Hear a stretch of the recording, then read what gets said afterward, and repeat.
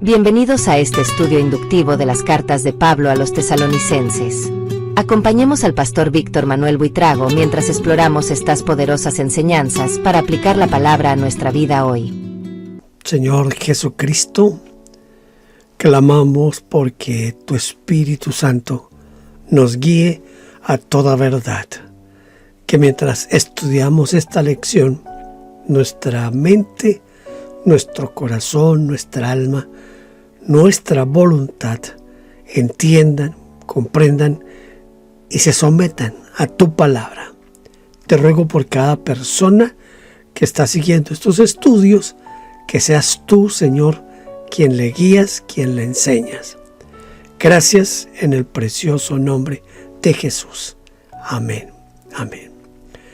Bienvenidos a nuestra lección número 4 de Tesalonicenses Inductivo. Hoy vamos a estudiar del capítulo 3, del versículo 1 al versículo 13. Y para esto voy a iniciar leyendo primera a Tesalonicenses capítulo 3, versículos 1 al 3. Por lo cual, no pudiendo soportarlo más, acordamos quedarnos solos en Atenas y enviamos a Timoteo, nuestro hermano, servidor de Dios y colaborador nuestro en el Evangelio de Cristo, para confirmaros y exhortaros respecto a vuestra fe, a fin de que nadie se inquiete por estas tribulaciones, porque vosotros mismos sabéis que para esto estamos puestos. Estas son las palabras del apóstol Pablo y sus colaboradores escribiendo esta carta a los hermanos en Tesalónica, que no pudieron soportar más. No pudieron soportar más la falta de noticias sobre el estado de la iglesia de Tesalónica. A medida que más pensaban sobre todo lo que podrían estar viviendo los nuevos creyentes, más ansiosos y más preocupados se ponían. ¿Por qué no escribieron? ¿Será porque los metieron a todos en la cárcel? ¿O los habrían asesinado? ¿Acaso se enfermaron? ¿O tuvieron que huir apurados de la ciudad? Y si escribieron, ¿se perdió la carta? ¿Pasó algo con el correo? ¿Alguien les habló mal de Pablo y por esos comentarios decidieron abandonar la iglesia? Y como no tenían ninguna respuesta a todas estas y quizás otras más preguntas que ellos se hacían allá en silencio, parecía cada vez mayor. No aguantaron más. No aguantaron la falta de información. Según el libro de los Hechos, porque si usted quiere leer el relato de cómo comienza la iglesia en Tesalónica, debe remitirse a Hechos de los Apóstoles, capítulo 17. En Hechos de los Apóstoles, capítulo 17, del versículo 14 a 34, el apóstol Pablo estuvo solo en Atenas. Pero aquí leímos que estuvo acompañado. ¿Cómo podríamos explicar lo que realmente ocurrió? Para resolver el problema, algunas versiones de la Biblia cambiaron la primera persona del plural a la primera del singular. Por ejemplo, la versión latinoamericana traduce así: por eso no pude soportar más y decidí quedarme solo en Atenas, enviándoles a Timoteo. Sin embargo, los verbos empleados en griego están en plural. Por ejemplo, epensamen, enviamos, está en la primera persona del plural del aoristo. Esto nos indica que la decisión no la tomó solo Pablo, sino todo el equipo. Fue una decisión consultada. En cuanto a que si Pablo estuvo solo o acompañado, pues la respuesta es simple. Durante los primeros días que estuvo en Atenas, no había nadie con él. Allí fue cuando dio su discurso en el Areópago. Posteriormente llegaron Silas, Timoteo y probablemente Lucas. Pablo y Silas se quedaron en Atenas y enviaron a Timoteo a Tesalónica para que averiguara lo que estaba ocurriendo con la iglesia. ¿En qué consistía la misión de Timoteo? ¿Debemos hacer nosotros lo mismo? El texto dice: enviamos a Timoteo para confirmaros y exhortaros respecto a vuestra fe, a fin de que nadie os inquiete por estas tribulaciones. Como vemos, Timoteo tuvo una misión clara y específica. Él no fue para realizar una campaña, ni para dar un seminario, ni para hacerles una visita de cortesía, sino con dos propósitos principales. Primero, para afirmarlos en la fe. La palabra aquí empleada significa también fortalecer, establecer, fijar. Por si alguien estaba vacilando o pensando en dejar el evangelio. Porque aquellas personas que no están firmes en la fe, no pueden resistir las pruebas y la oposición, fácilmente se rinden. Entonces Timoteo tenía la misión de repasar lo que habían aprendido y responder a sus preguntas para que no tuvieran dudas. En segundo lugar, fue para exhortarles, para que las hay, es el verbo que se utiliza aquí para rogar, insistir, alentar, infundir ánimo, suplicar, pedir, consolar, confortar, animar, reunir. En la misión de Timoteo vemos nuestra propia misión con los que reciben, aceptan la salvación, aceptan al Señor Jesucristo. Predicar sin afirmar y exhortar durante las primeras semanas y meses después de la conversión es una de las causas de la gran deserción y abandono de la fe de miles de personas. Una tarea a medias, incompleta, deficiente y frustrante. Sí, señor. Es frustrante cuando uno gana personas, pero por el descuido de uno mismo no permanecen en la fe. ¿Qué quiso decir con vosotros? Sabéis, vosotros mismos sabéis que para esto estamos puestos.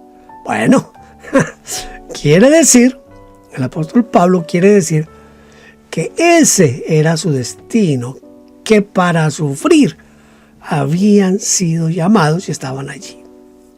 Si existían, era para pasar tribulaciones. La Biblia de Jerusalén traduce de la siguiente manera: bien sabéis que este es nuestro destino. Y la Biblia al día, que es una paráfrasis. Recuerde, la Biblia al día no es una traducción basada en los originales, sino que es una paráfrasis. Por eso la Biblia al día se utiliza sobre todo en devocionales, pero no para enseñar, explicar. Y en un caso como este la utilizamos para mirar otra forma de entender este texto bíblico. Entonces la Biblia que es una Biblia que es paráfrasis, la Biblia al día, ella dice: bien saben que tales tribulaciones son parte del plan de Dios para los cristianos. Esta era una de las más importantes enseñanzas de los apóstoles para que la iglesia pudiese sobreponerse a las grandes tormentas de persecución que se descargaba y estaban sufriendo ellos en ese momento. Cualquiera que no tuviese claro este punto, muy sencillo, al sobrevenir la aflicción, el rechazo, la persecución o cualquier otro problema, pensará que Dios lo está castigando o no tiene su aprobación o quizás se acusará a sí mismo. Pero si cree que fue llamado para enfrentar todas estas dificultades, su actitud cambia y no va a caer fácilmente. Y lo que para otros puede ser motivo de caída, para una persona que está consciente de que el cristianismo no solamente va a traer un camino de rosas, sino que traerá también con la rosa las espinas, entonces para esa persona el motivo, el sufrimiento, la tribulación es un motivo especial de gozo y de victoria. No se olvide de eso. Es una de las, ¿cómo podríamos decir? Es uno de los males que se le debe al famoso evangelio de la prosperidad, donde se le enseña a los cristianos que por ser hijos de Dios tenemos que tener la mejor vida, que Dios tiene que proveernos el mejor carro, la mejor casa, los mejores vestidos, y nunca en la teología de la prosperidad se habla del sufrimiento. Voy a leer primera a Tesalonicenses capítulo 3 versículos 4 y 5. Porque también estando con vosotros os predecíamos que íbamos a pasar tribulaciones, como ha acontecido y sabéis, por lo cual también yo, no pudiendo soportar más, envié para informarme de vuestra fe, no sea que os hubiese tentado el tentador y que nuestro trabajo resultase en vano. El trabajo del pastor siempre está en esos momentos como de dificultades. Entonces Pablo tenía que asegurarse de que el trabajo tenía frutos. ¿Qué significa la tentación? ¿Quién es el tentador? Tentación quiere decir estímulo que induce a una cosa mala. En el griego es peirazo, que significa probar, poner a prueba, tentar, tratar, intentar. En este caso el tentador es el diablo, que en algunos casos pone a prueba la fe de los cristianos, incitándoles a que piensen mal contra Dios o contra otros hermanos. ¿Qué clase de tentación podrían haber tenido los tesalonicenses? La tentación es un estímulo que se produce por medio de algo que comenzamos a ver de otra manera. Es decir, que aquello que nos dijeron que era malo ya no lo es. Por ejemplo, en el caso de Eva, ¿sí? En el caso de Eva, dice, y vio la mujer que el árbol era bueno para comer y que era agradable a los ojos. Esto dice Génesis 3:6. En el caso de los tesalonicenses, la tentación era que vieran como algo bueno sacrificar su fe y su salvación para no sufrir. Lo típico de muchos cristianos hoy. También era la tentación de negar a Cristo para evitar el dolor o el rechazo de la sociedad o de los amigos. Si algunos fueron tentados y no estuvieron firmes, probablemente comenzaron a pensar cosas que justificaban su alejamiento y luego a considerar como bueno ese alejamiento. Porque nadie se aleja de la iglesia si cree que está tomando una decisión equivocada. Eso sí es cierto, ¿no? Primero, pues debe convencerse de que está haciendo lo correcto. Mire, por eso es tan peligrosa la tentación, porque se apoya en el bien, lo bueno y agradable para hacer algo malo. ¿Qué era lo que Pablo temía? Él temía que su trabajo resultase en vano. La Biblia de Jerusalén dice de la siguiente manera: no fuera que el tentador os hubiera tentado y que nuestro trabajo quedara reducido a nada. Con esta simple frase del apóstol Pablo, descubrimos que no debemos ser triunfalistas ni decir, lo que hacemos para el Señor nunca es en vano. Porque sí puede ser en vano. Y la preocupación para que no sea en vano debe ser la misma que tuvieron los apóstoles, que no solo miraban lo que se hacía, sino los resultados permanentes de esa acción. Si no permanecía, pues era inútil. Inútil. Voy a leer ahora en la carta del apóstol Pablo a los tesalonicenses, en la primera carta, el capítulo 3, voy a leer del versículo 6 al 8. Pero cuando Timoteo volvió de vosotros a nosotros y nos dio buenas noticias de vuestra fe y amor, y que siempre nos recordáis con cariño deseando vernos, como también nosotros a vosotros. Por ello, hermanos, en medio de toda nuestra necesidad y aflicción, fuimos consolados de vosotros por medio de vuestra fe. Ahora vivimos si vosotros estáis firmes en el Señor. Oiga, es como increíble que una noticia de esas produzca tanta alegría, no solo tanta alegría, sino como dice Pablo, ahora vivimos. O sea, es decir, sin tener las noticias de los hermanos de Tesalónica, se sintieron como muertos. Tremendo esto, ¿verdad? Es una forma de mirar la Escritura de tal manera que entendamos ciertas cosas. Ahora, ¿qué noticias fueron entonces las que trajo Timoteo? Timoteo llegó a Corinto con la información que los tesalonicenses, primero, mantenían la fe. Segundo, continuaban en ese amor. Tercero, siempre se acordaban de ellos con cariño y deseaban verlos. ¿Hasta qué punto les interesaba la permanencia en la fe a Pablo y sus colaboradores? ¿Qué podemos imitar nosotros hoy de ellos? Casi literalmente podríamos decir que se morían por los tesalonicenses. Por eso escribieron, ahora vivimos si vosotros estáis firmes en el Señor. O como dice la Biblia española, la Nueva Biblia española, ahora me siento vivir sabiendo que se mantienen fieles al Señor. Esto nos muestra el grado de pasión que sentían y demostraban por las iglesias. Fueron apasionados al extremo de morir.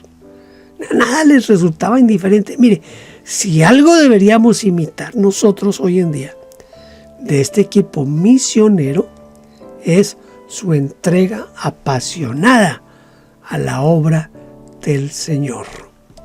Bueno, ahora vamos a leer en Primera Tesalonicenses, capítulo 3. Vamos a leer del versículo 9 al 13. Por lo cual, ¿qué acción de gracias podremos dar a Dios por vosotros, por todo el gozo con que nos gozamos a causa de vosotros delante de nuestro Dios, orando de noche y de día con gran insistencia para que veamos vuestro rostro y completemos lo que falte a vuestra fe? Mas el mismo Dios y Padre nuestro y nuestro Señor Jesucristo dirijan nuestro camino a vosotros. Y el Señor os haga crecer y abundar en amor unos para con otros y para con todos, como también lo hacemos nosotros para con vosotros, para que sean afirmados vuestros corazones irreprensibles en santidad de Dios nuestro Padre, en la venida de nuestro Señor Jesucristo con todos sus santos. Un poquito difícil leer este pasaje. Y yo creo que hay 2 o 3 pasajes en la Escritura de las epístolas paulinas que son difíciles de leer, porque están llenos de solo comas, no tienen puntos, punto seguido o punto aparte, sino son solo comas. Y este pasaje que acabo de leer está lleno de estas comas. El otro pasaje, según recuerdo, es Efesios 1, del 3 al 14. Muy bien, seguimos aquí con nuestro estudio. La aclaración o la nota era para si de pronto no quedó así como muy bien leído el pasaje, por lo menos me estoy excusando. ¿Qué es orar con gran insistencia? La palabra insistencia, según el diccionario La Real Academia Española de la Lengua, quiere decir permanencia, reiteración y porfía acerca de una cosa. Insistir es pedir una y otra vez y hacerlo de noche, de día, a toda hora, para volver a repetir el pedido. La palabra que se traduce por gran insistencia es uperepersisu. Esa palabra está muy difícil. Que además significa con toda sinceridad, insistentemente, en gran manera, muchísimo, mucho más allá de. En otras palabras, podríamos decir que oraban mucho más allá de lo acostumbrado para que Dios les permita verlos y completar la enseñanza que les habían dado. Por eso escribieron además orando de noche y de día. ¿Qué quiso decir con la frase completemos lo que falta de vuestra fe? No sé si usted ha notado, pero en varios de los escritos paulinos, Pablo siempre nos deja la sensación y la enseñanza, no la sensación, sino la enseñanza de que nosotros, aunque hemos nacido de nuevo, aunque Cristo vive en nosotros, aunque estamos llenos del Espíritu Santo, todavía no somos el producto terminado. En Efesios dice que hasta que lleguemos a la estatura, la medida de Cristo Jesús. Y en Gálatas el apóstol dice hasta que Cristo sea formado en vosotros. Ahora aquí, en este pasaje, encontramos otra vez una advertencia hacia esta parte. ¿Qué quiso decir entonces con esto de completemos lo que falta a vuestra fe? Con esto quiere decir que es completar la enseñanza bíblica. Ellos llegaron a conocer en 3 semanas, escuche, en 3 semanas, lo suficiente como para predicar por toda Macedonia y Acaya. Pero necesitaban mucho más para permanecer y seguir llevando fruto. La palabra completar que se utiliza aquí significa también remendar, arreglar, restaurar, perfeccionar, preparar. La fe viene por el oír la palabra de Dios y más crece cuando se perfecciona, cuando al oír la creemos, cuando la recibimos, cuando la incorporamos a nuestra vida. Cada quien tiene su propia experiencia en esto de la salvación. Voy a tocar algo que para mí es algo grande. Puede ser que para otros no, pero para mí es algo grande. Recién mi mamá se convirtió. Cuando mi mami se convirtió, ella tuvo una conversión súper especial. Ella comenzó a llevarnos uno por uno a la iglesia. La disculpa de ella era, alguien tiene que acompañarme porque pues era de noche, terminaban los cultos normalmente. En ese tiempo un culto terminaba a las 9:30 de la noche y trasladarse desde la iglesia, desde el templo hasta la casa era un poquito, pues no era muy sano que una señora sola estuviera a esa hora de la noche por ahí. Entonces cada noche ella se llevaba a alguien y así nos fue llevando uno por uno y todos fuimos aceptando a Cristo uno por uno. Yo no creo que tendríamos ni 3 meses de estar asistiendo a la iglesia cuando mi mami comenzó a evangelizar en los hospitales. Nos íbamos, había un hospital que quedaba ahí casi en el puro centro de la ciudad capital, que es Bogotá. Todavía existía en ese tiempo un hospital que se llamaba el San Juan de Dios, la Ortúa. Y a mi mamá le encantaba ir allá. Y no sé, no nos impedían entrar, entrábamos con mucha facilidad. Y comenzábamos piso por piso, cama por cama. Y mi mami hablando de Cristo, diciéndole a la gente que aceptara a Cristo. Orábamos por la gente para que se sanara. Algunos se sanaban al momento, otros se sanaban después. Fue una experiencia tremenda. Pero no llevábamos ni 3 meses de convertidos. ¿Qué predicábamos nosotros? Lo que mi mami predicaba principalmente era que ella había recibido a Cristo y que ahora era una mujer diferente y que ahora estaba llena de gozo y felicidad porque tenía a Cristo en su corazón. Era una predicación muy sencilla, muy simple. Pero usted viera la cantidad de gente que vino a los pies de Cristo a través de eso. Ya un poco después, mi mami comenzó a ir a los cementerios. En Colombia, los lunes la gente va a los cementerios a rezarle a los muertos. Entonces nos íbamos los lunes y ella comenzaba a predicarle allí a la gente que estaba rezando. Éramos un poquito con ese evangelio de los años 60, que era un evangelio muy anticatólico.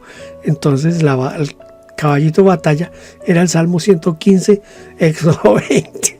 Bueno, seguimos aquí. El apóstol Pablo expresó aquí varios deseos. ¿Cuáles son esos deseos que expresó aquí el apóstol Pablo?